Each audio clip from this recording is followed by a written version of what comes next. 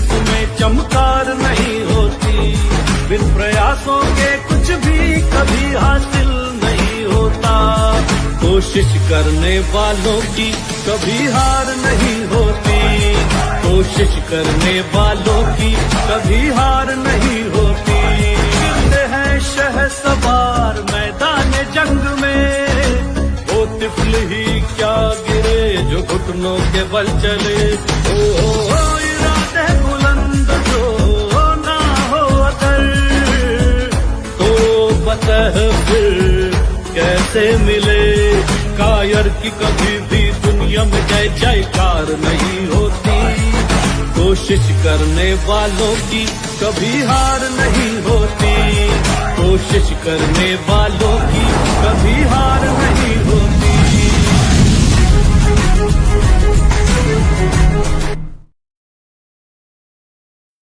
नमस्ते, सत श्री अकाल, आदाब में जिसका नाम है द आरडीडी शो। कोशिश करने वालों की कभी हार नहीं होती। एक बार फिर से मैं उपस्थित हूँ आप सभी के सामने सीजन 2 के साथ। आप सभी ने सीजन 1 को बहुत सारा प्यार दिया और उसके लिए आप सभी का तहे दिल से शुक्रिया अदा करती हूँ। साथ ही साथ शुक्रिया अदा करती हूँ उन सभी मेहमानों का जिन्होंने मेरे शो में आकर 4 चाँद लगाए। जी हाँ दोस्तों, इसी के साथ शुरुआत करना चाहूँगी सीज़न 2 की, जिसकी पहली अतिथि है किन्नर अखाड़े की महामंडलेश्वर माँ पवित्रानंद गिरी जी।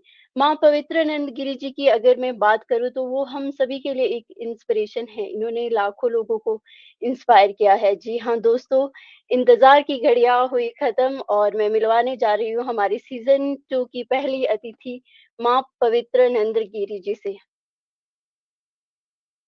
प्रणाम माँ। जय हो।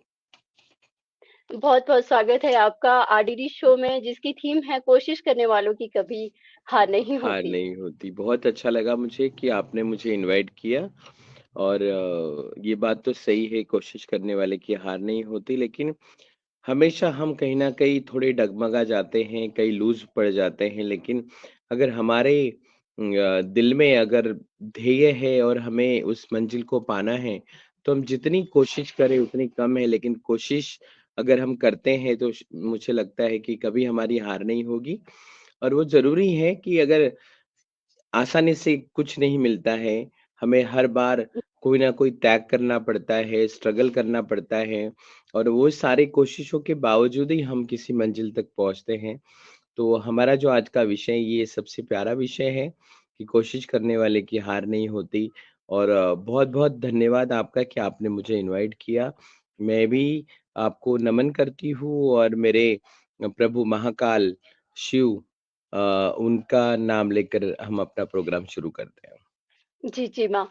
माँ सबसे पहले तो मैं ये जानना चाहूँगी कि आपकी जो ये धर्म यात्रा है, वो कैसे और कहाँ से शुरू हुई? उसके बारे में हम जानना चाहेंगे। धर्म यात्रा तो जब से जन्म लिया तब से ही शुरू थी, लेकिन कहीं न कहीं रास्तों में इतने कांटे, इतने कंकर बिछे हुए थे कि हम उस जगह तक पहुँचने में हमने बहुत देर कर दी।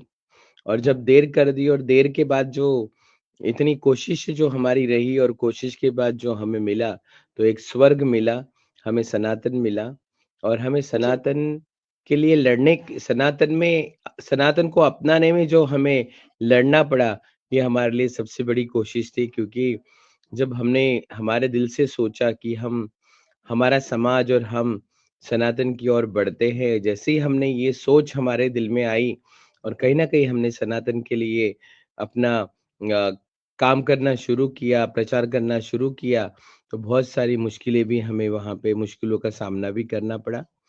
और इसी में से एक ऐसा दिन आया कि उस दिन से एक हमारी छोटी-सी सोच और इतनी सी सोच को लेके हमने इतना बड़ा बना दिया कि आज हम विश्व में हमारा नाम हो गया किन्नर अखाड़े का।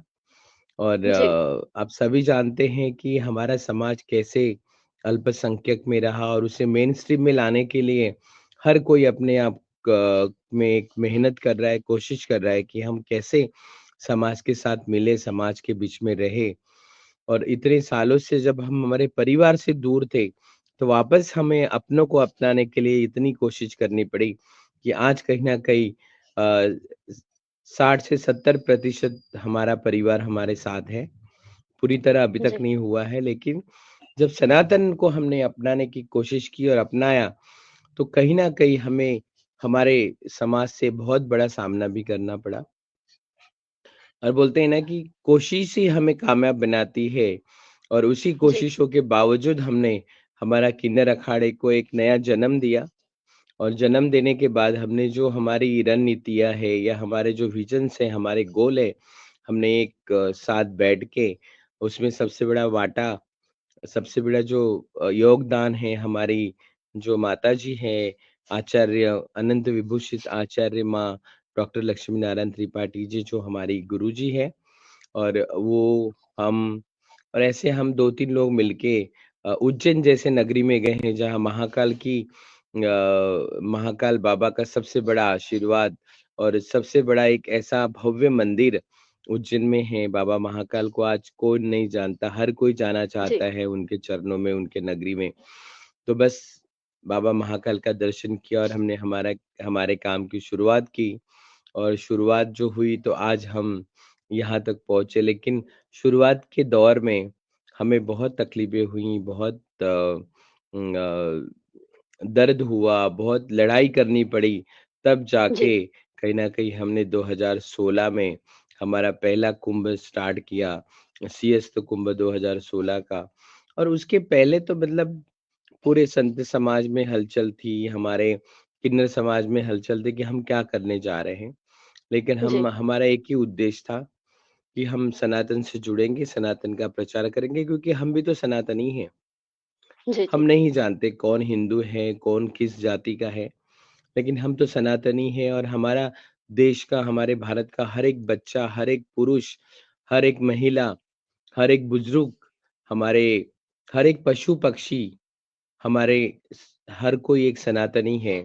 और आज अगर हम सनातन की बात करते हैं, तो सनातन को आगे ले जाने के लिए किन्नर समाज का सबसे बड़ा वाटा और सबसे बड़ा साथ सनातन कोई बच्चा नहीं है, उसको लेके चलना है। लेकिन सनातन का प्रचार ही सबसे बड़ी बात है, क्योंकि कहीं न कहीं हमारा जो देश है, हमारा भारत देश सनातन के बिना अधूरा है।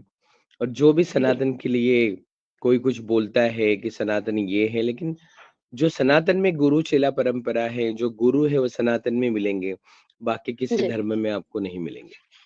जी, जी, बिल्कुल सही कहा है और माँ आपने सनातन धर्म की बात की है, तो आने वाला समय सनातन के लिए कैसा रहेगा? मैं आपकी राय जानना चाहूँगी।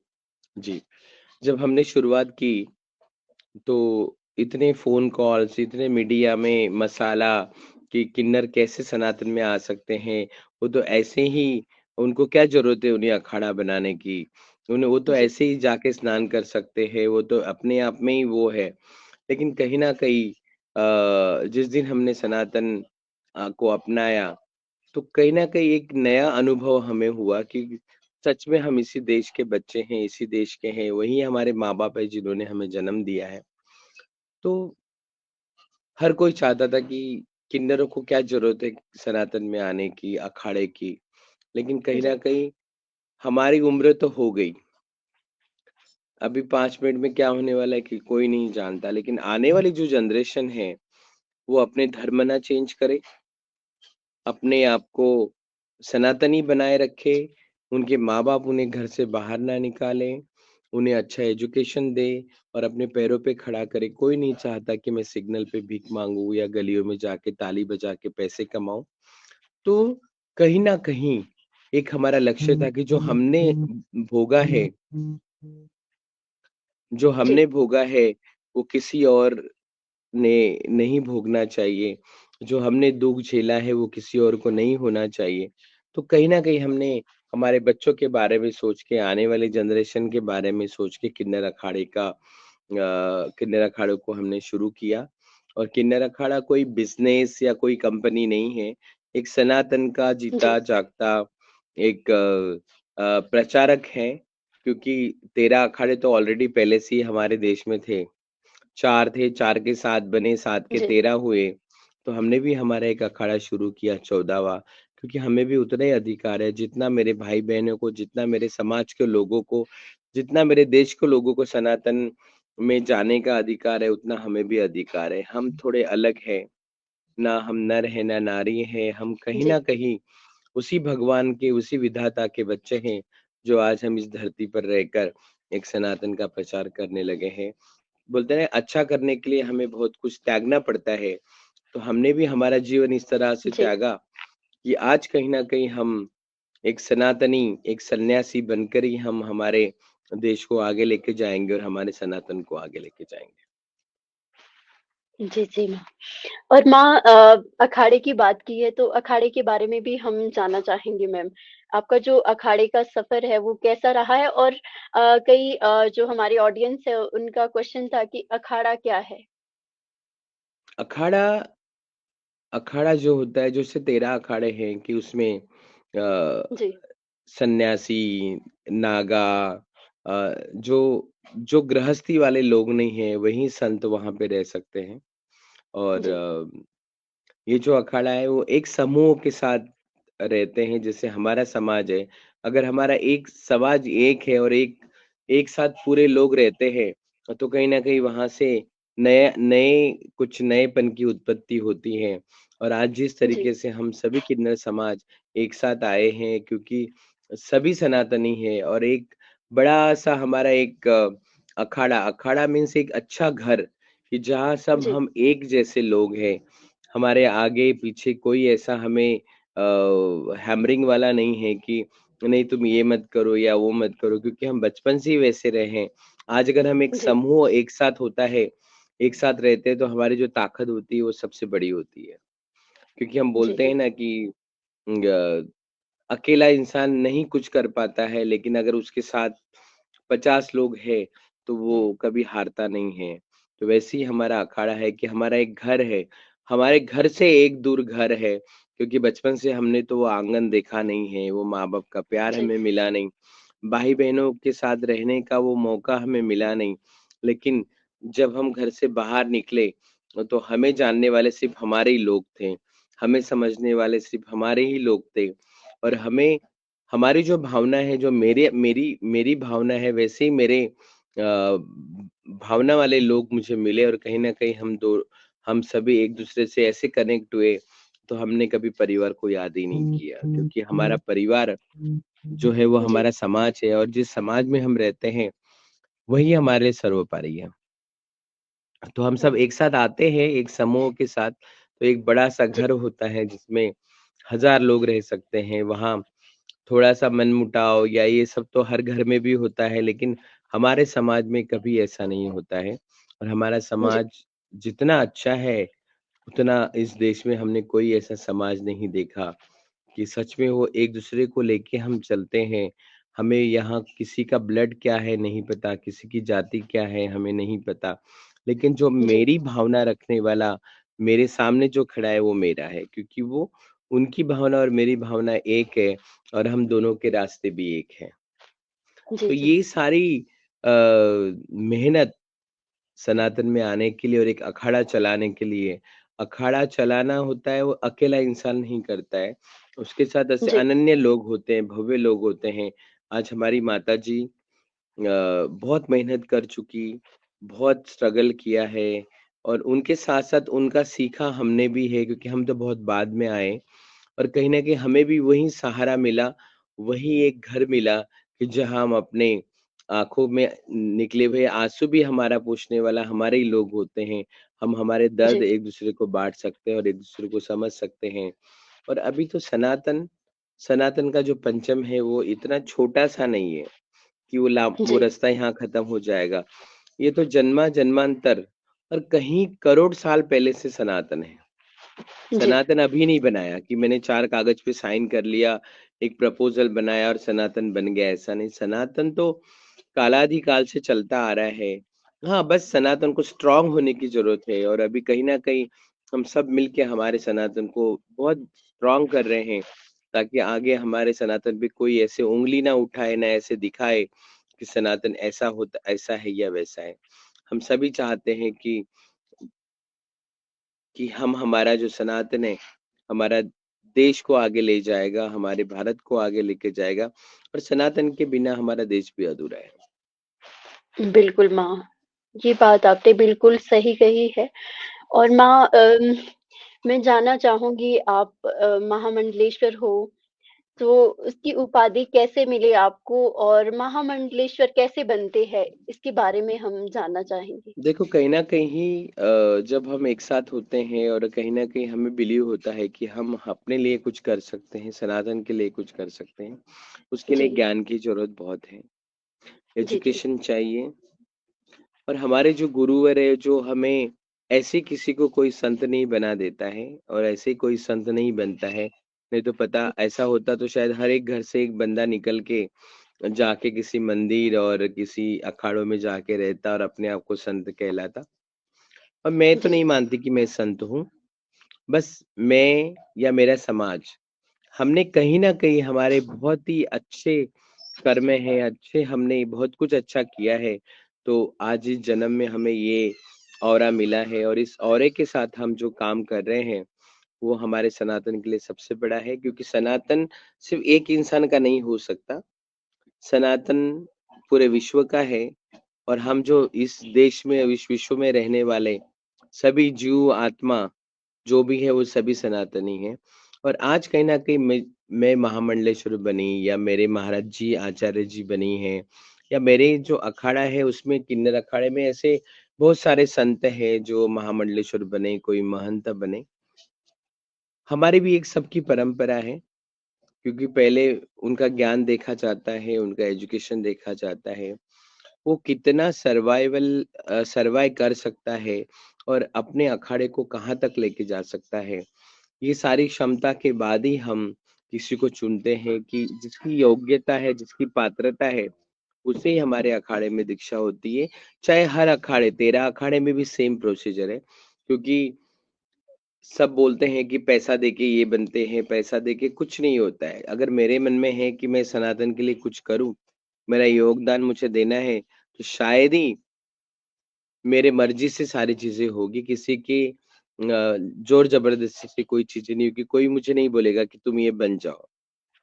आज जी, अगर मेरे जेंडर को लेके कोई मुझसे पूछेगा या बोलता है, तो मैं डायरेक्ट बोलती हूँ किसी दुकान में जाके मैंने 100 ग्राम ऐसी कोई चीज़ ली और खा ली और मैं ऐसे बन गई, ऐसा तो नहीं होगा ना। ये तो जी, लिखा हुआ है, हर एक का कर्म लिखा हुआ है, हर एक का दिन लिखा हुआ है और हमारा शरीर ये निरंतर है, ये तो हमारा आत्मा निरंतर है, शरीर तो मट्टी है। लेकिन इस जी, शरीर से, इस हाथों से जो हमें भगवान ने दिया है, अगर कोई ऐसी सेवा करने का अगर हमें ऊपर से आदेश आता है, तो हम अपने आप उस रास्ते में चलने लग जाते हैं क्योंकि हमारे मर्ज़ी से कुछ नहीं होता। जी, जी, सब हमारे आदेश होते हैं, आदेश के अनुसार ही सारी चीज़ें होती हैं। आज मैं महामंडलेश्वर बनी तो कुछ तो मेरे में ऐसा होगा कि मेरे जो बड़े थे महाराज उन्होंने देखा, मेरी माताजी थी उन्होंने देखा कि मैं क्या कर सकती हूँ और मैं कहाँ तक अपने अखाड़े को लेके जा सकती हूँ। तो कहीं न कहीं हमारी योग्यता, पात्रता देखने के बाद ही इसे चुना जाता है और सेम परंपरा होती है जैसे तेरा अखाड़ों में सनातन में परंपरा होती है। जी, पिंडदान होना चाहिए, मुंडन होना चाहिए, उसके बाद पूरे विधि-विधान से रुद्राक्ष डाल के कंठी पहनाया जाता है। उसके बाद दूध और जल से उसे उसको पूरा संस्कार किए जाते हैं, मंत्र बोले जाते हैं और उसके बाद जो मेरा पिंडदान होने के बाद मैं पुराना शरीर भी छोड़ देती हूँ, पुराना आत्मा भी छोड़ देती हूँ। और मैंने जो भी किया है, मेरे हाथों से जो भी गलतियाँ हुई हो, वो पिंडदान में सब छोड़ जाते हैं क्योंकि पिंडदान जीते जी जिसका होता है, वो तो एक आत्मा ही होती है, एक सन्यासी होते हैं क्योंकि पिंडदान हमेशा हमारे संस्कृति में कब किया जाता है, ये आप भी जानती हैं। लेकिन जीते जी जिसका जी, पिंडदान होता है, उसे कहीं न कहीं नया जीवन जीने का मौका मिलता है। पुराना देह छोड़ के वो नए अपने जीवन की ओर बढ़ता है, नए रास्ते की ओर बढ़ता है और वो अपने जीवन को इतना ही सफल बनाता है और इतना ही कोशिश करता है कि मैं और क्या करूँ? मैं और क्या करूँ? मुझे तो इतना कुछ मिल गया बिना माँगे, लेकिन मेरी कोशिश हमेशा रहेगी कि मैं मेरे समाज के लिए, मेरे धर्म के लिए कुछ और अच्छा-अच्छा करूँ और करते जाऊँ। क्योंकि अगर हमारी सोच ऐसी है, तो शायद हमारी सोच आखिरी तक हमें ले जा सकती है, जहाँ परमेश्वर है। और जी, जी। परमेश्वर को पाना है, तो हमें इतनी सारी कोशिशें, इतनी सारी मेहनतें करनी पड़ती है और अपने आप को इतना निरंतर मन, सेवा भाव और हमारा आत्मा तो आप जानते ही हो कि आत्मा बिल्कुल निरंतर है। वो जो यहाँ होता है वही लबों पे होता है, वो हमेशा होना चाहिए और वही जी, हमारी आत्मा हम मरने के बाद भी हमारी आत्मा जीवित रहती है क्योंकि वो कहीं और प्रवेश करती है। जी। बहुत बार हमारी संस्कृति में देखा है कि जब तक हमारी अस्थियाँ का विसर्जन नहीं होता है तो उसे घर के बाहर बाँधा जाता है, रखा जाता है। क्योंकि हमारी जी, आत्मा 45 डेज़ के बाद ही कहीं और दूसरी जगह चली जाती है, तब तक वो हमारे साथ ही होती है। शरीर है ये तो मिट्टी है, इसे स्मशान में ले जाने के बाद तो ये तो जल जाएगा, लेकिन आत्मा हमारी हमेशा अमर है और वो हर वक़्त अमर ही रहती है। तो यही हमारी सनातन की और हमारे धर्म की सबसे बड़ी पहचान है और आज महामंडलेश्वर है, मंडलेश्वर है, सभी अपने-अपने कामों में कार्यरत है। सबको लगता है कि आज का दिन मुझे क्या करना चाहिए? तो हर कोई अपनी सेवा भाव से अपने आप को सौंप देता है उस जीवन में कि जहाँ उसे निरंतर मन से काम करने का मौका मिले, सेवा करने का मौका मिले। जी, जी। और समाज के लिए आपने काफ़ी सेवाएँ दी है माँ और उसके बारे में भी हम जानना चाहेंगे।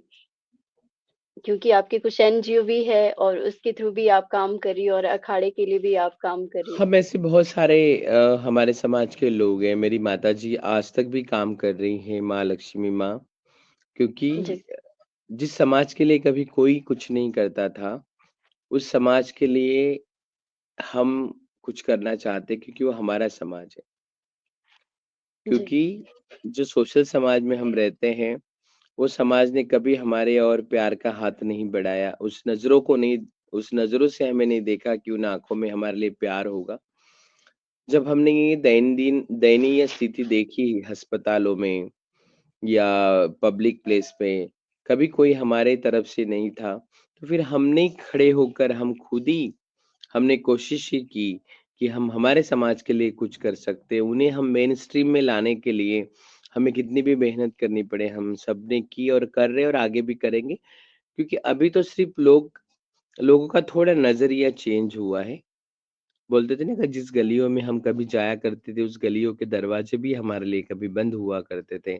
लेकिन आज वही हम कुंभ जैसे 2-2 महीने के बड़े पर्वों में होते हैं, तो सारे जी, दुनिया के लोग आके हमें हमारे चरण छूते हैं, हमसे आस्था रखते हैं, हमें अपने प्रॉब्लम्स को शेयर करते हैं, अपने दुखों को बाँटते हैं और उनके दुःख को देख के हमें लगता है हमारा दुःख तो कुछ नहीं था।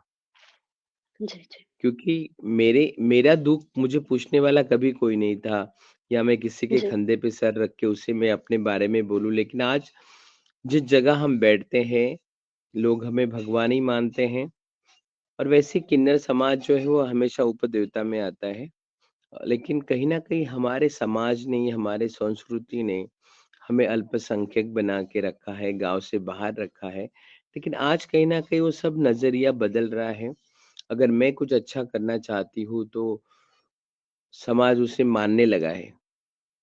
आज जो डिस्क्रिमिनेशन था, जो घृणा थी हमारे लिए, कहीं न कहीं कम हुई है।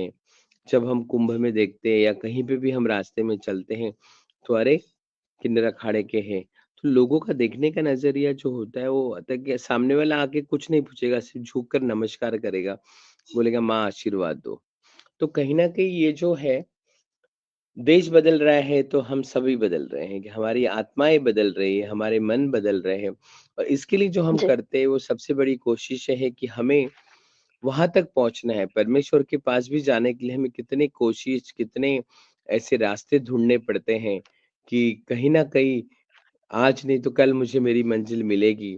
उसके लिए हम जी, कुछ भी करने को तैयार होते हैं, लेकिन मुझे विश्वास है कि मुझे मेरे भगवान परमेश्वर मुझे मिलेंगे। तो वही मेरे लिए सबसे बड़ी कोशिश है और हमेशा हम अपने आप से भी बोलते हैं और आज तो हमारा विषय है, कोशिश करने जी, वाले की हार नहीं होती और ये बहुत सही आज का हमारा टॉपिक और विषय है कि हम अ, हर किसी को मैं बोलती हूँ कि कोशिश करो, एक ना एक दिन तुम्हें जीत मिलेगी और तुम्हारा जो लक्ष्य है, वो लक्ष्य पूरा होगा और तुम अपने मंजिल में मंजिल तक आराम से पहुँच जाओगे, तो वही तुम्हारा परमेश्वर होगा। बिल्कुल माँ, बिल्कुल सही कहा है और आपने माँ कुंभ की बात की थी, तो मैं कुंभ के बारे में जानना चाहूँगी क्योंकि कहते हैं कि जो त्रिवेणी संगम का स्नान होता है, वो किन्नरों के बिना अधूरा माना गया है। तो उसके क्योंकि बारे हम तो में जी, उपदेवता में आते हैं, यक्ष, किन्नर और गंधर्व ये हमेशा हमारे सृष्टि में है, रहेंगे और हमारे जितने भी देवी-देवता हैं, सबके साथी हैं क्योंकि हम हमारा जो इष्ट है वो शिव जी है और शिव जी का क्या कहना? भोले बाबा के बारे में तो जितना कहो उतना कम है। उनके जैसा जीवन अगर हम जीते तो शायद पता नहीं कहाँ होते। आज भी बाबा को रहने के लिए कभी घर नहीं था, महल नहीं था, ठंडी, बारिश, धूप उन्होंने अपना जीवन इतने अच्छे से व्यतीत किया। हमेशा हमारी माँ पार्वती रोती थी कि कुछ नहीं है या उनके घर वाले रोते थे कि कुछ नहीं है, भस्म लगा के होता है, ना रहने को छत है ऊपर, ना सोने को गद्दा है। तो यही भगवान की लीला है क्योंकि जो निरंतर होगा, वो हमेशा काँटों में भी सोएगा या रहेगा तो उसके लिए वो सबसे बड़ा अपना आशीर्वाद होगा और वो हमेशा वैसे निरंतर मन से रहेगा। कुंभ तो आपको पता ही है कि अमृत मंथन हुआ, समुद्र मंथन हुआ, किस तरह से विष्णु जी ने मोहिनी का रूप लेकर किस तरह से अपने सनातन को शायद ही बचाया क्योंकि अगर हमारा ये कुंभ अगर हमारे देश से बाहर होता तो क्या होता? लेकिन मोहिनी जी ने कलश में जो जल था जहाँ से समुद्र मंथन के टाइम तो हर चीज़ निकली। कामधेनु गाय निकली अ, विष निकला। अगर आज वो विष फैलता तो शायद हम नहीं होते लेकिन हमारे भोले बाबा ने शिव जी ने वो विष पीकर अपने कंठ में रखा और उनका नाम भी नीलकंठ पड़ा। तो ऐसे कितने नाम हैं हमारे भगवान के। और वही मंथन के बाद मोहिनी जी जो कलश निकला था अमृत कलश उसको लेके वहां से चली गई। सारे जो हमारे राक्षस थे, सारे जो दैत्य थे, वो सभी उनके पीछे पड़े लेकिन उन्होंने अपने कलश को छोड़ा नहीं क्योंकि कहीं न कहीं हमारी संस्कृति, हमारा सनातन यहाँ तक आना था और हमारा जो देश है वो परिपूर्ण देवी-देवता से भरा हुआ है। और सभी को पता था कि अगर हमारा अमृत अगर उनके पास चला गया तो शायद हम कोई इस पूरे सृष्टि पे हम नहीं रहेंगे और जो सृष्टि रहेगी वो पूरी दैत्य और राक्षसों से भरी रहेगी। लेकिन विष्णु जी ने बहुत अच्छे से चाल खेली, मोहिनी रूप देके वो भी एक किन्नरी रूप है मोहिनी, वो लेकर कलश जहाँ-जहाँ गई वहाँ उस कलश से छलके बूँद वहाँ-वहाँ होता है कुंभ। आज जी, गंगा के तट पे 40 दिन 45 दिन का जो कुंभ होता है, वो सबसे बड़ा पर्व होता है हमारे देश का और सबसे बड़ा पर्व होता है हमारे सनातन का, कि जहाँ सारे सनातनी एक साथ रहकर अपने धर्म को आगे बढ़ाते हैं और जन कल्याण के लिए हम वहाँ शपथ लेते हैं, कि हम जो भी करेंगे, हमारे देश को सुखी रखने के लिए करेंगे। और गंगा माँ में स्नान करना, जैसे मैं एक बात बोलती हूँ कि जहाँ से भी माँ आई हैं गंगा माँ जिन्होंने इतना उन्होंने भी स्ट्रगल किया, उन्होंने भी कोशिश किया है कि उनको भी परमेश्वर चाहिए था। जी, आज वो जहाँ से भी निकली, उस पर्वत से कितने रास्ते, कितने पत्थर, क्या नहीं था रास्तों में, फिर भी वो इतनी शालीनता से वहाँ से निकली, ऐसे-तैसे हमारे प तक पहुँची। लेकिन उसके साथ-साथ सरस्वती यमुना सभी उनके साथ थे और आज तीर्थराज प्रयाग का जो नाम पड़ा है तीर्थराज सबसे बड़ा माना जाता है वो त्रिवेणी संगम को हमारे धर्म में और कहीं न कहीं यमुना भी वहाँ पर थी, सरस्वती तो लुप्त है, लेकिन कहीं न कहीं माँ गंगा ने भी सबको बोला कि मेरा तो लक्ष्य है परमेश्वर को पाना, मैं किसी भी तरीके से जाऊँगी, अगर तुम्हें परमेश्वर चाहिए, तो तुम दोनों भी मेरे साथ चलो। क्योंकि जहाँ मुझे पहुँचना है वहाँ तो एक बड़ा-सा सागर है और उसका पानी भी यहाँ तो लोग मेरी पूजा करते हैं, यहाँ लोग मेरा स्नान करते हैं, यहाँ से लोग मुझे घर लेके जाते हैं। लेकिन जब मैं वहाँ पहुँचूँगी, तो वहाँ अगर कोई मेरा मुझे अपने मुख में भी रखेगा, तो थूक देगा, क्योंकि वहाँ जाने के बाद शायद मुझे कोई नहीं पूछेगा, लेकिन मैं अपने परमेश्वर को पाऊँगी और परमेश्वर वही मुझे परमेश्वर मिलेंगे।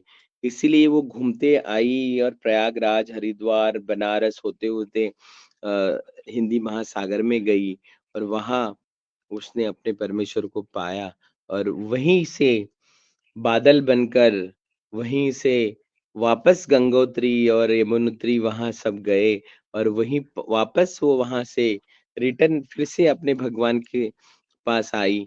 तो ये भी एक बहुत बड़ी हमारी आशीर्वाद है हमारे धर्म में और माँ गंगा का इतना मान है। मुझे जी, नहीं पता गंगा माँ में नहाने से पाप धुलते हैं नहीं धुलते, क्योंकि वो तो एक मोक्षदायिनी है। जितना जी, दिन हम गंगा माँ के गोद में रहे, कहीं न कहीं हमारे थोड़े कर्म अच्छे थे या हमारी थोड़ी गलतियाँ कहीं न कहीं माफ़ हुई है। और मुझे लगता है कि हम इतना दिन उनके साथ रहकर, उनके गोद में रहकर, देखो माँ तो हमेशा बड़ी होती है। उनके जी, बच्चे चोर हैं, लफंगे हैं, कैसे भी हो, मर्डरर है, लेकिन माँ हमेशा अपने पल्लू में अपने बच्चों को छुपाती है। दुनिया उसे गुंडा बदमाश भी बोलेगी, लेकिन माँ कभी नहीं बोलती कि मेरा बेटा खराब है। वही जी, मेरी जी, माँ गंगा है कि जिसके गोदी में लाखों हज़ारों लोग रहने के बाद भी वो इतनी सरल और सीधे मन से वहाँ से निकलती है, सबको आशीर्वाद देती है। हर कोई चाहता है, छोटा-बड़ा, कि मैं गंगा माँ में डुबकी लगाऊँ आस्था की और मैं आशीर्वाद लेके जाऊँ। इससे बड़ा और क्या होना चाहिए हमारे संस्कृति में। जी, आज माँ गंगा को हम घर लेके जाते हैं। ऐसे कितने लोग हैं जो नाम रखते हैं कि नहाने से पाप नहीं धुलते हैं या गंगा के दर्शन करने से ये नहीं होते हैं। वो इतना शीतल जल माँ गंगा का और यहाँ आके हम उसपे डुबकी लगाते हैं। उसका कलर बदल जाता है कुछ टाइम के लिए, गंदा हो जाता है, खराब हो जाता है, लेकिन फिर भी वो उसी मन से वहाँ से बहती है और अपने परमेश्वर के पास जाती है। तो ऐसे जी, कितनी दुविधा का सामना भी उन्हें करना पड़ता है, कितनी कोशिशें उनको करनी पड़ती है और इसीलिए बोलते हैं कि कोशिश करने वालों की हार नहीं होती। माँ गंगा ने भी यही किया अपने लिए कि मैं कैसे भी जाऊँगी, मैं पहाड़ चीर जी, के जाऊँगी, मैं पत्थरों से टकरा के जाऊँगी, लेकिन मैं अपने परमेश्वर को पाऊँगी। तो वही हम हैं कि कोशिश करने वाले की हार नहीं होती। अगर जिसे परमेश्वर को पाना है, वो हमेशा अपने कोशिश में लगा रहे और अपने जीवन को निरंतर और उज्जवल करे। जी, बिल्कुल सही कहा है माँ। और माँ जो इतने दिनों का आपका जो वहाँ गंगा माँ के साथ जो सफ़र था वो उसके कुछ मोमेंट जानना चाहूँगी माँ।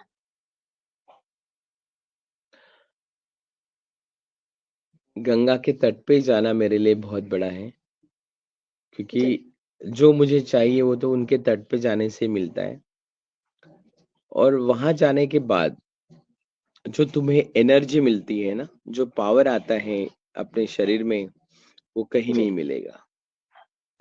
क्योंकि वो जगह ही ऐसी है। माँ का तट ही ऐसा है, माँ का जल ही ऐसा है कि उसको छूते ही हमारे एक अलग हमारी अनुभूति होती है और कहीं न कहीं वही जोश, उल्लास हमारे शरीर में पैदा होता है और उसी जोश और उल्लास से और पावर से, उसी एनर्जी से हम अपने आगे का काम सोचते हैं कि मुझे कल क्या करना है। लेकिन हम तो इतना दिन वहाँ रहने के बाद भी जिस जब लौटे तो सबकी आँखें नम थी।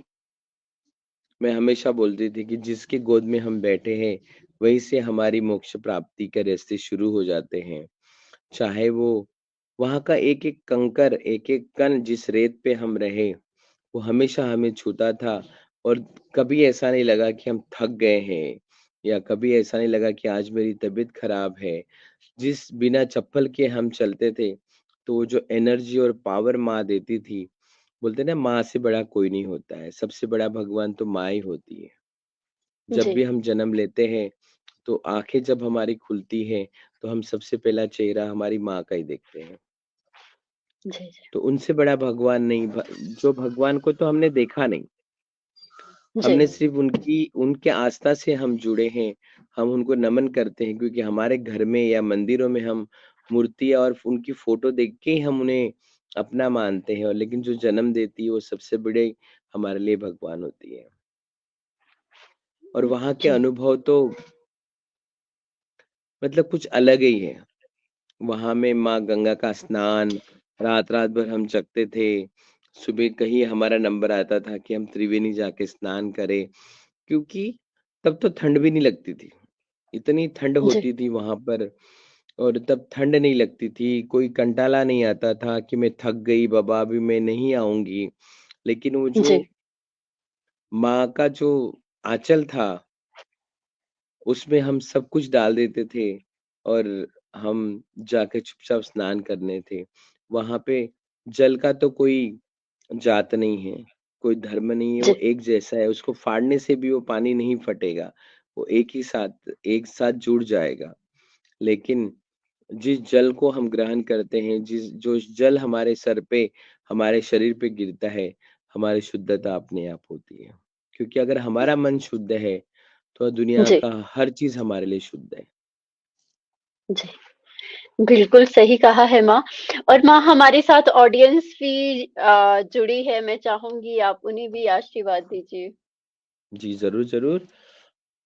हम तो किन्नर हमेशा आशीर्वाद के लिए ही बने हैं। जब राम जी वनवास जा रहे थे, तो पूरी सृष्टि जी, उनको छोड़ने, पूरी अयोध्या नगरी उनको छोड़ने सरयू तट पे गई थी। और जब राम जी वनवास जाने लगे, तो कहीं न कहीं उन्होंने सबको बोला कि नर, नारी, पशु-पक्षी सब चले जाओ। लेकिन हमारे जितने भी किन्नर थे, हम सब वहीं रहे। 14 साल तक हमने हमारे राम जी का इंतज़ार किया। जब राम जी लौट कर आए, तो उन्होंने पूछा कि आप क्यों नहीं गए? जब हमने बोला हम तो ना नर हैं, ना नारी हैं, आपने तो नर और नारी को जाने बोला था। हम तो नर हैं, ना नारी हैं, हम तो किन्नर हैं, हम तो बीच में हैं। ना हम इधर जा सकते, ना उधर जा सकते। तब राम जी ने जाके आशीर्वाद दिया कि तुम जिसके भी सर पे हाथ रखोगे, उसका कल्याण ही कल्याण होगा। यही आशीर्वाद इस कलयुग में हमारा, कहीं न कहीं हमारे देश में, हमारे विश्व में, हमारा हाथ सबके सर पे है, क्योंकि किन्नर जो है वो उपदेवता में आते हैं, और किन्नर बने हैं सिर्फ़ आशीर्वाद देने के लिए। किन्नर कभी किसी को बुरा नहीं बोलते। उन्होंने 100 जी, तकलीफ़ें झेली, लेकिन कभी उन्होंने अपनी तरफ से, अपने मुँह से किसी के लिए बुरा नहीं बोला। यही समाज हमें बुरा बनाने के लिए मिसकंसेप्शन जो हमारे बारे में पैदा किए हैं, वो जी, बहुत गलत बात थी। लेकिन कहीं न कहीं जब हम खुद होके हमने खुद कोशिश की कि हम समाज को, दुनिया को बता देंगे कि हम क्या हैं, और आज हमारी जी, कोशिश काम आई, क्योंकि आज हम ऐसे पर्वों में बैठते हैं, जहाँ लाखों करोड़ों लोग आते हैं और हमारा आशीष लेके जाते हैं। तो मेरा जो जी, आशीर्वाद है, मेरे पूरे देश के साथ है। हम जितने श्रोता हमें देख रहे, जितने हमें सुन रहे हैं, सबको मेरा आशीर्वाद है। मेरा सिर्फ़ मेरा नहीं, मेरे पूरे किन्नर समाज का आशीर्वाद सबके लिए है। और मैं चाहती हूँ सभी लोग मस्त रहें, स्वस्थ रहें, हमेशा हँसते रहें, खुश रहें, और कितनी भी हमारे पास तकलीफ़ें हो, कितनी भी ऐसी चीज़ें हमारे पास हो, लेकिन हम अच्छा होने के लिए, हमारे मंज़िल को पाने के लिए हम हमेशा कोशिश करते रहें। और कोशिश कोशिश करते हैं, तो हमें जी, परमेश्वर क्या, हमें दुनिया की हर चीज़ मिलती है। इसीलिए कोशिश करने वालों की कभी हार नहीं होती है। इसलिए हमें बिल्कुल कोशिश माँ। करना चाहिए, हमेशा उस जी, रास्ते चलना चाहिए। आज नहीं, कल नहीं, कभी तो हमें हर चीज़ मिलेगी, और हम उसको अपने साथ लेके चलेंगे, अपने परिवार को सुखी रखेंगे। और यही हम कामना करते हैं हमारे भगवान से, बाबा शिव से, कि वो सभी को जी, स्वस्थ और मस्त रखें। जी। और माँ संतों का भी आपको काफ़ी आशीर्वाद मिला है, स्नेह मिला है। तो उनके बारे में भी हम जानना चाहेंगे। प्रेमानंद जी ने भी काफ़ी सराहा है, धीरेन्द्र शास्त्री जी ने। जी, जी, ऐसे संत हैं जो बहुत अच्छी कथाएँ करते हैं। और जी, हमारे देश में तो गुरु परंपरा है, क्योंकि गुरु के बिना तो हर इंसान अधूरा है। जी, जी, और जिसका गुरु नहीं है, वो उसका जीवन में कोई यूज़ ही नहीं है। इसीलिए हमेशा सबका गुरु होना चाहिए, क्योंकि गुरु बिना तो ज्ञान ही अधूरा है। मेरे नसीब में तो मेरे 3-3 गुरु हैं, एक मेरी माँ है, एक मेरी दूसरी माँ हैं, डॉक्टर लक्ष्मी नारायण त्रिपाठी जी, वो भी मेरे गुरु हैं। उनसे भी मैंने बहुत कुछ सीखा है लाइफ में। मुझे जो नहीं आता था वो भी मैं करने लगी हूँ, सिर्फ़ उनको देख के क्योंकि उन्होंने बहुत मेहनत की है अपने समाज को मेनस्ट्रीम में लाने के लिए, अपने समाज को अ, इस समाज में लाने के लिए, अपने समाज के लोगों को अपने परिवार तक पहुँचाने के लिए उन्होंने बहुत मेहनत की और आज वो मेहनत, वो जो कोशिशें थी आज हमारी काम आई क्योंकि आज हम सर्वोपरि ऐसे जगह बैठे हैं कि हर कोई हमारा आशीर्वाद लेना चाहता है, हमारे पैर छूना चाहता है और अपने जी, दुःख बताकर कहीं न कहीं अपने आप को खुश रखना चाहता है।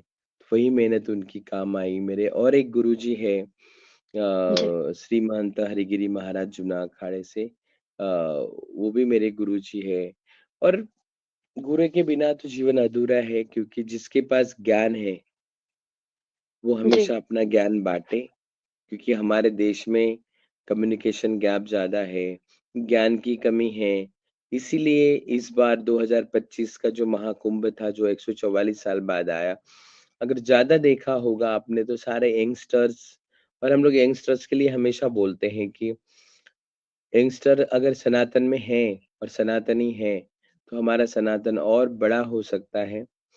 साधु संत हैं, हमारा किन्नर समाज है, हमारा सबसे बड़ा साथ है हमारे सभी संतों को और हम सब मिलके अपने सनातन को आगे बढ़ा रहे हैं और प्रेमानंद जी महाराज तो अलग ही है बिल्कुल। मैंने सोचा नहीं था कि कभी मेरे दर्शन होंगे, लेकिन मैं वृंदावन पहुंची और सब लोग बता रहे थे कि बाबा ऐसे हैं, बाबा वैसे हैं, लेकिन किसी ने मुझे बोला था कि मैं आपको ले जाऊँ माताजी उनके पास, लेकिन अचानक मैं सुबह उठी और तैयार होकर मैं 5:30 बजे महाराज जी के आश्रम पहुँची, उनका प्रवचन सुनी। सब लोग चले गए जी, और मुझे आके किसी ने पूछा कि आप क्यों बैठे हैं? तो मैंने बोला कि मुझे महाराज जी से मिलना है। तो बोले कि आपका विषय क्या है? मतलब बस मुझे बस बाबा जी से विषय तो कुछ नहीं है मेरे दिल में, लेकिन फिर भी बताइए हम लिख लेते हैं तभी पर्ची आगे जाएगी। तो मैंने एक ही प्रश्न उन सामने रखा कि मैं जो भी काम कर रही हूँ मेरे समाज के लिए, क्या मुझे उसमें सक्सेस मिलेगा? बस यही मेरा एक प्रश्न था। आपने देखा होगा महाराज जी ने मुझे कितना कितना उस बात पे समझाया अच्छा कि क्या हो सकता है, क्या नहीं हो सकता है। उनके पास कोई भेदभाव नहीं था कि कोई किन्नर है या कोई अलग है। उन्होंने जी, सब अपने बच्चों जैसे आशीर्वाद हमें दिए और अपना ज्ञान उनसे थोड़ा ज्ञान हमने प्राप्त किया। और धीरेन्द्र शास्त्री जी का तो जवाब ही नहीं है क्योंकि सबसे यंगस्टर कथाकार हमारे देश में सबसे लास्ट धीरेन्द्र शास्त्री जी हैं। और वो जी, हमेशा हिंदू राष्ट्र और अपने सनातन के लिए लड़े हैं। उनके कथा का एक-एक शब्द हमारे सनातन के लिए है और उन्होंने हमें एक बार इनवाइट किया था मंच पे और हम लोग सभी साधु जी, संत हम लोग उनके यहाँ नोएडा में, दिल्ली में ही था और जी, हम लोग सब गए मंच पे और मुझे इतना अच्छा मौका मिला कि मैं हज़ारों पब्लिक के सामने माइक पकड़कर बोलने लगी, तो जो ताकत थी वो हमारे सनातन की थी।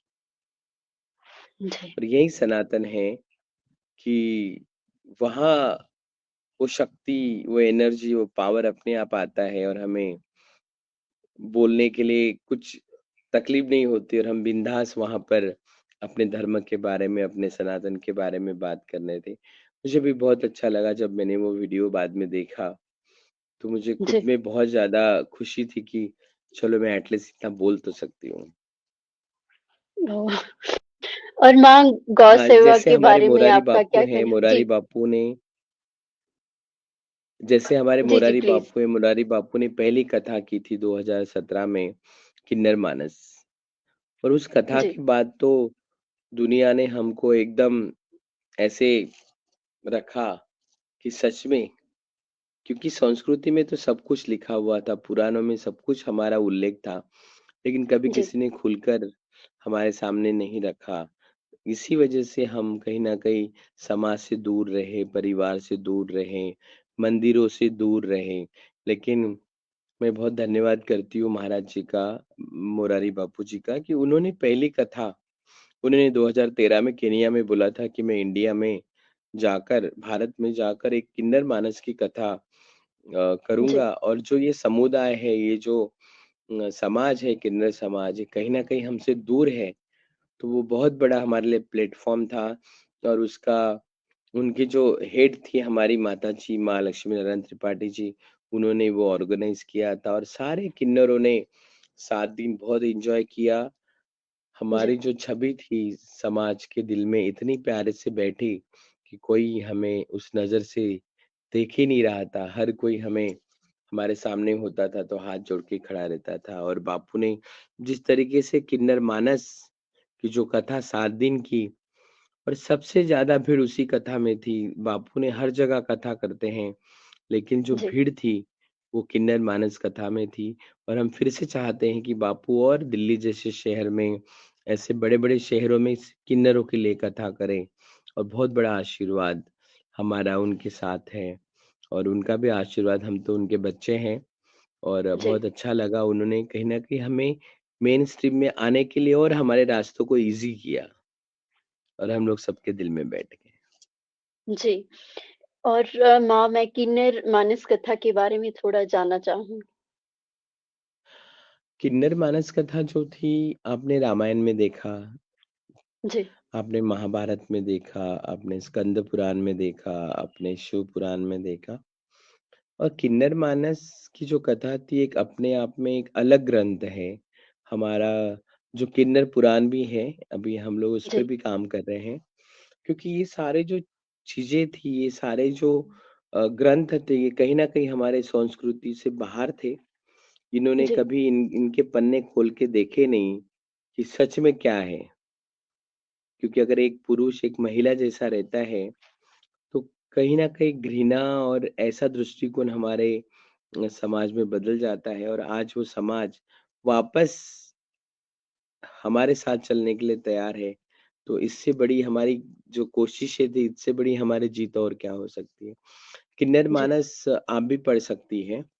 जी, किन्नर मानस एक अध्याय है बहुत रामायण में, और जी, रामायण बहुत प्रकार की बनी हुई है। लेकिन जो ओरिजिनल रामायण है, जो वाल्मीकि जी ने लिखी, और ऐसे बहुत सारे अभी मिसकंसेप्शन है कि इन्होंने लिखा, उन्होंने लिखा, ये किया, वो किया, लेकिन हमने राम को तो हमने देखा नहीं। जी, आज इतना भव्य महल, इतनी आज्ञाकारक राम जी की छवि थी, और राम जी एक पिताजी के एक वचन पे, एक शब्द पे वो अपना राजपाट छोड़ के चले गया। लेकिन राम जी को भरत जैसा भाई भी मिला, कि उन्होंने कभी अपने आप को राजा नहीं माना।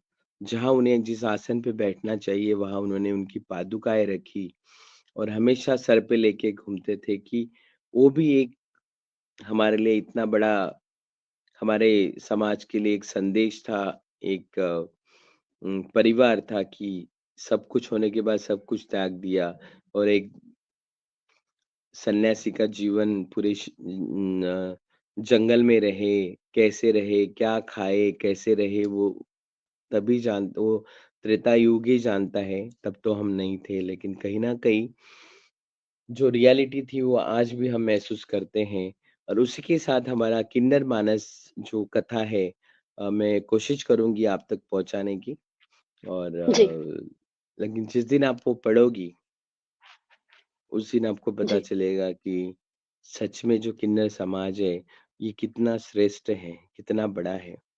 क्योंकि हमारी उपलब्धि, मैंने किसी माँ की कोख से जन्म लिया है, लेकिन हमारे जो किन्नर जो आए हैं, वो हमेशा वहाँ से आए हैं, ऊपर से आए जी, हैं, क्योंकि भगवान के साथ हम रहते थे, और भगवान ने हमें कहीं न कहीं धरती पे छोड़ा, क्योंकि कुछ कार्य बाकी थे। जैसे राम जी ने बोला कि कलयुग में आप राज करोगे, तो यही कलयुग है, और यही हम हैं। आज कहीं न कहीं जी। ऐसे सिंहासनों पे, आसनों पे बैठे हैं, जहाँ हम जन कल्याण की बात करते हैं। हाँ। पता नहीं जी, आप बहुत इंटरव्यू किए होंगे, बहुत ऐसे डिबेट किए होंगे या कोई ऐसे एपिसोड बने होंगे। आई जी, थिंक कोशिश करने वाले की हार नहीं होती, ये सेकंड सीज़न है और जी, मैं तो सिंपल हूँ, मुझे इतना कुछ ज्ञान नहीं है, लेकिन मैं ज्ञान प्राप्त नहीं करने माँ। की कोशिश कर रही हूँ और ये आज हम कोशिश आपसे मेरी ज्ञान हमेशा प्राप्त जारी करने की रहेगी। कोशिश कर रहे हैं। जी, पर माँ आप गौ सेवा भी करती हो, तो उसके बारे में भी हम जानना चाहेंगे। क्योंकि आज एक मैं भी एक गौ माता में 33 करोड़ देवता निवास करते हैं। इसलिए तो मैं हमेशा बोलती हूँ ना कि मेरी 3 माता और हैं, एक जी, धरती माता, एक गौ माता और एक मुझे जन्म देने वाली माँ। जी, आज हम इतना लड़ रहे हैं सनातन को आगे ले जाने के लिए, हम धर्म संसद बना रहे हैं, हम गौ माता को राष्ट्र माता बनाने की कोशिश में लगे पड़े हैं।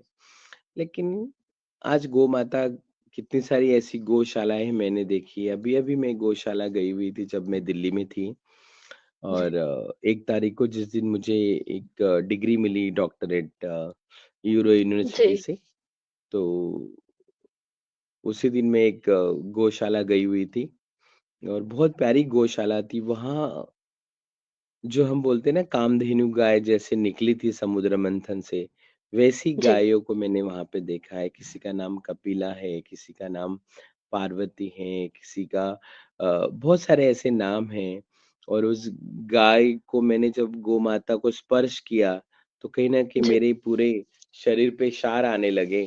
क्योंकि अगर भगवान की अनुभूति अगर करनी है, तो गौ माता की सेवा करो। ऐसे ही जी, मैंने गौ माता को देखा है कि उनके ऊपर रघुकुल का तिलक जो राम जी तिलक लगाते हैं, जी, रघुकुल का तिलक वाली गाय मैंने देखी है वहाँ पे। इतनी शांत, इतनी मतलब कि उनको थोड़ा-सा टच करो तो वो इतना प्यार देने के लिए तैयार हो जाती है। मतलब माँ रूपी है तो फिर माँ ही प्यार दे सकती है।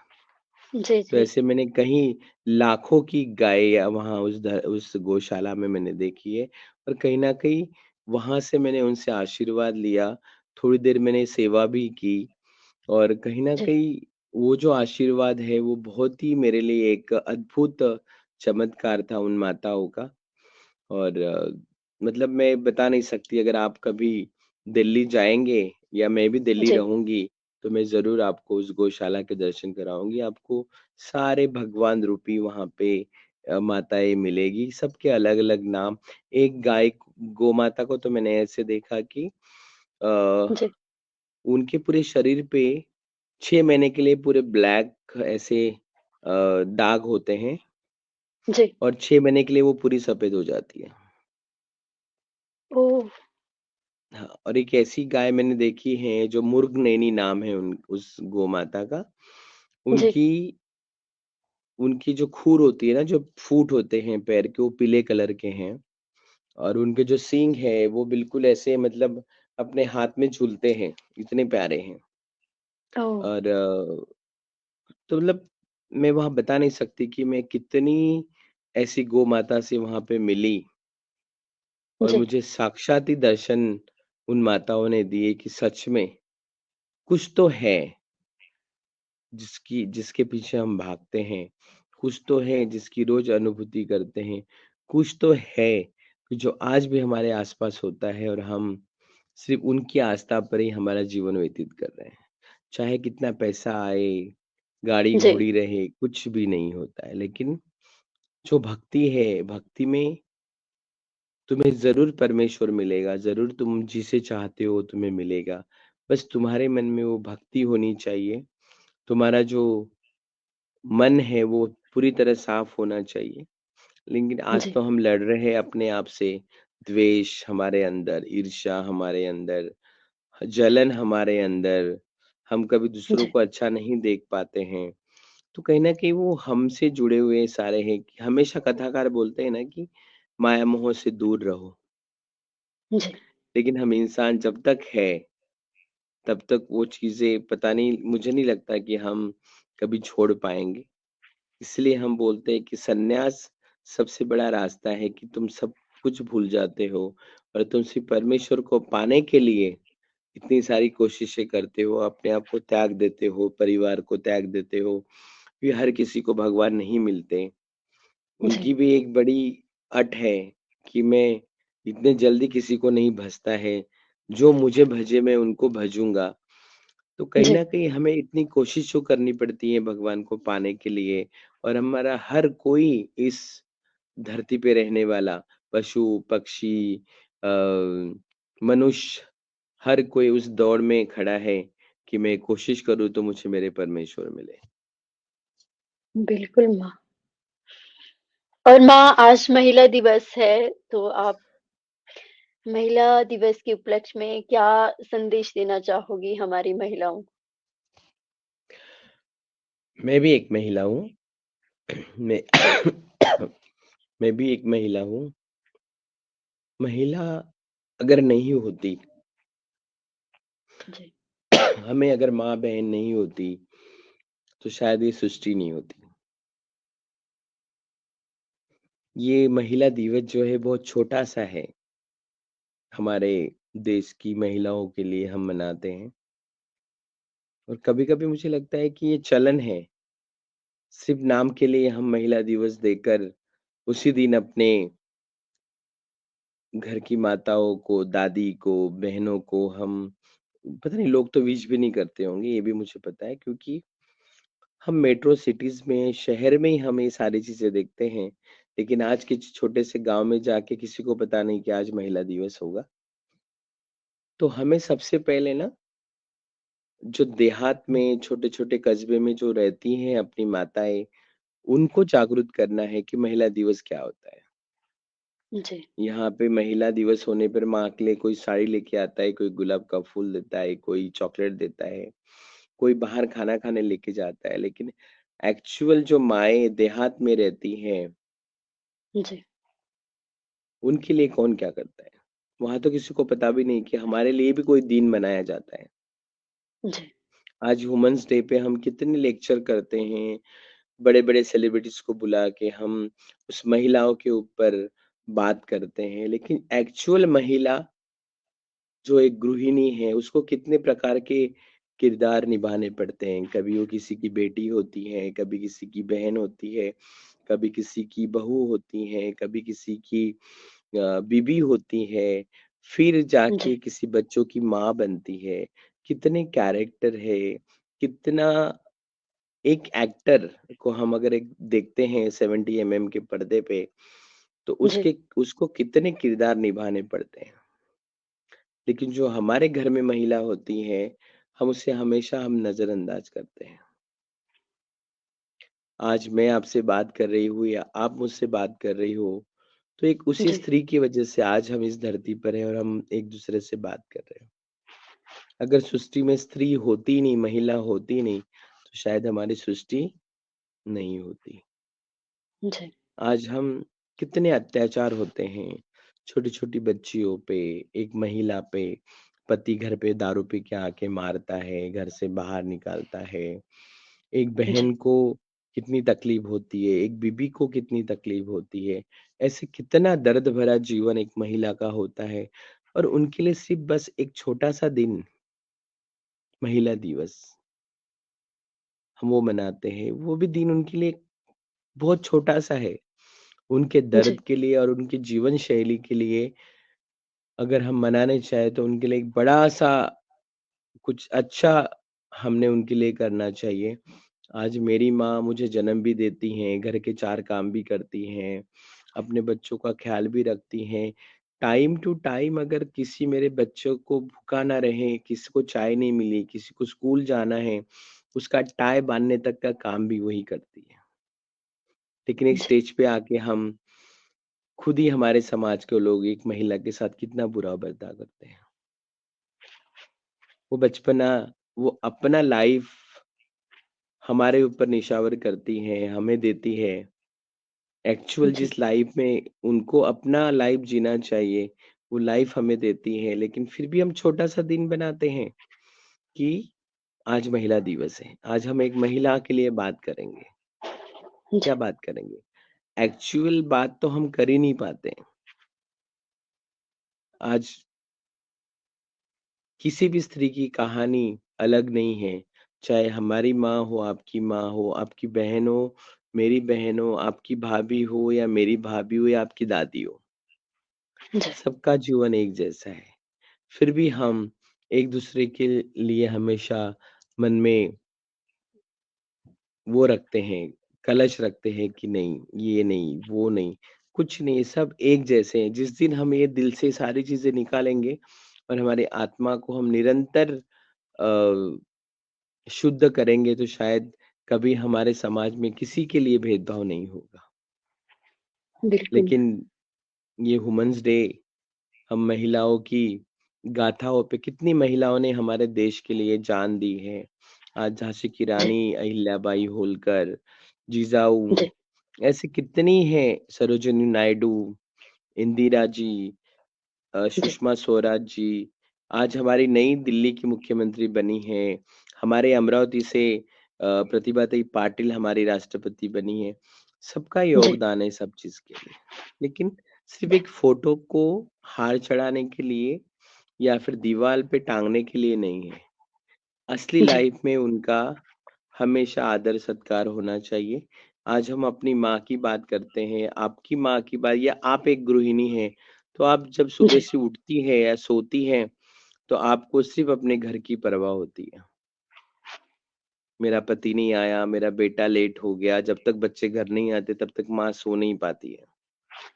जी, तो हमारी चिंता करने वाली हमारी माँ, उसकी चिंता कौन करता है? आज बेटा डाँट देता है बुढ़ापे में, आज बहू ठीक से खाना नहीं खिलाती है ना? आजकल हम इतना देखते हैं सोशल मीडिया पे कि प्रॉपर्टी के लिए, सबके लिए अपनी माँओं को कितना दुःख देते हैं।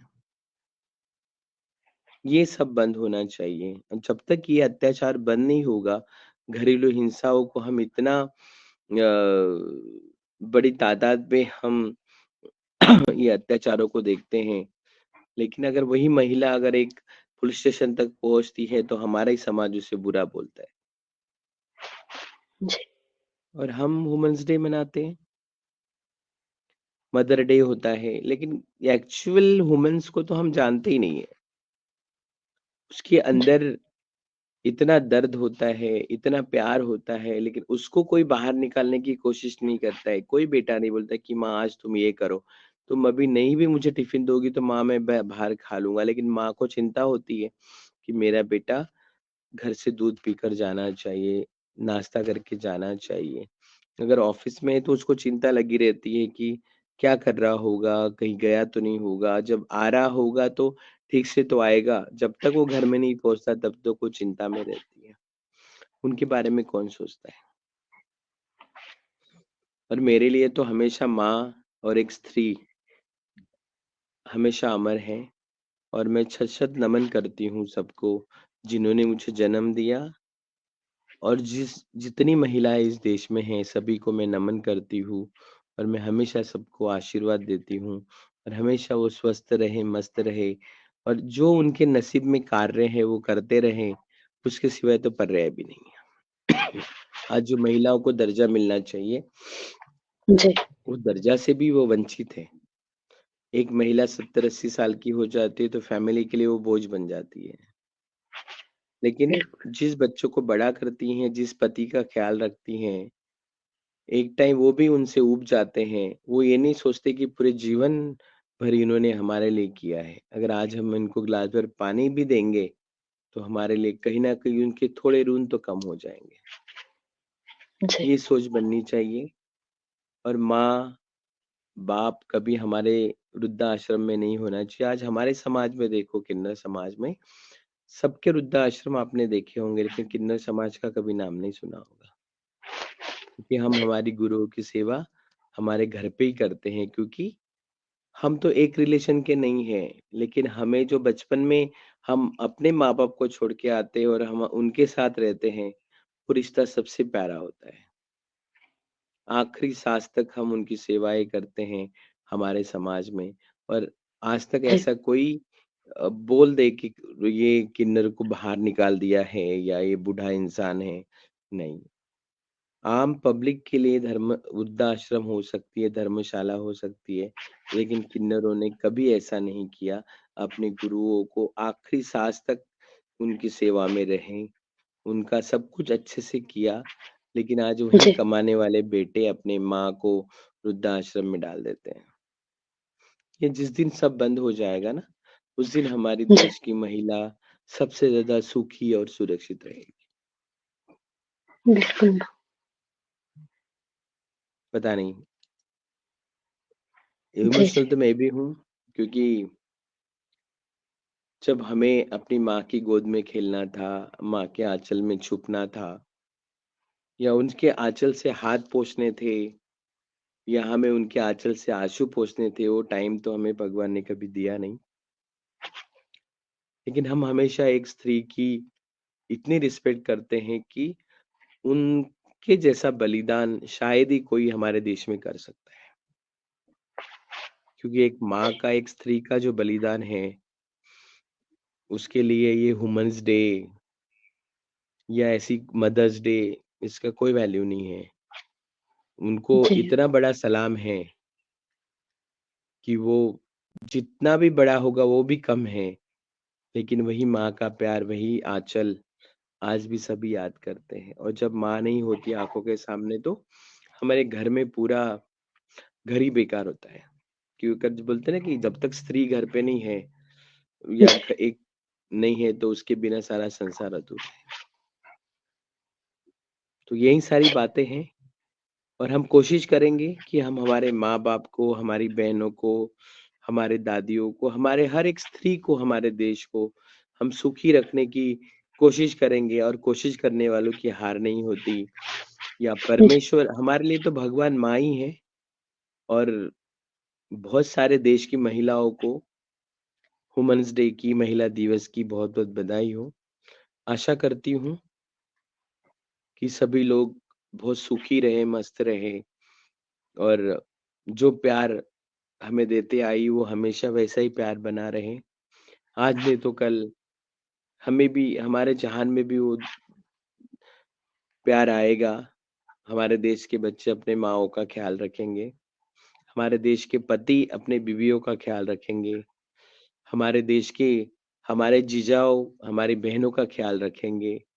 और हमारा जो संसार है, ये हमेशा हँसता-खेलता, एक खुशबू फैलाता हुआ, जैसे झाड़ में कुछ पल के लिए एक गुलाब होता है और वो कितना शोभा बढ़ाता है, वैसे ही हमारे देश की हर एक माँ, हर एक बहन, हर एक स्त्री हमारे देश की शोभा है। शोभा का मतलब ये नहीं है कि वो सिर्फ उसी टाइम के लिए यूज़ हो, ज़िंदगी भर वो हमारे साथ है, उनके आशीर्वाद हमेशा हमारे साथ है। और मैं सबको बधाई देती हूँ कि वुमेन्स डे, महिला दिवस से और कोई बड़ा दिन अपनी माताओं के लिए आए, और हम लोग सब खुशी से एक साथ मनाएँ। Thank you so much ma'am, thank you so much. आपने अपना कीमती समय हमें दिया। Thank you so much ma'am, thank you so much. जय माता रानी हमेशा आपको खुश रखे। आप मुझ तक नहीं, ऐसी कई महिलाएँ हैं जो झुग्गी-झोपड़ियों में रहती हैं, महलों में रहती हैं, मिडल क्लास फैमिली में हैं। उनसे भी आप एक्चुअल ग्राउंड लेवल पे जाके आप जब भी अच्छा काम करोगी, आपको सबसे जी, बड़ा आशीर्वाद मिलेगा। थैंक यू सो जय मच हो, मैम। जय हो, प्रणाम मैम। थैंक यू सो जय मच। हो। ओम नमः thank you so much everyone, और इसी तरह से देखते रहिए द आरडीडी शो। कोशिश करने वालों की कभी हार नहीं होती।